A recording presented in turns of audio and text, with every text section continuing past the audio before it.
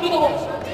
তো 1-1.5 বছরে তো প্রায় 2-2.5 আমি করিয়ে দিচ্ছি সরকারে, এবং প্রাইভেটেও প্রায় 7-8 লাখ হয়ে গেছে। একটা পাগলকে বললে বিশ্বাস করবে? এই কথাগুলো কোনো মানে হচ্ছে?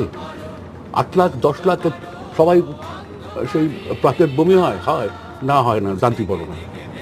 পশ্চিমবাংলায় যদি কলকারখানা না হয়, ছেলেমেয়েরা যারা এখন কলেজে পড়ছে, ইঞ্জিনিয়ারিং কলেজে পড়ছে, অল্প লেখাপড়া জানে, ভালো লেখাপড়া জানে, তাদের ভবিষ্যৎটা কি?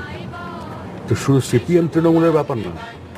আজকে আমাদের মৃত্যুদণ্ড কার্যকর হয়ে গেল, কিন্তু আমরা নিরপরাধ। অনেক খেটেছি জীবনটা, সারা জীবনের পরিশ্রম, আমি জানি না। এই মুহূর্তে বুঝতে পারছি না কি করবো আমরা। আমি হয়তো মারা যাবো।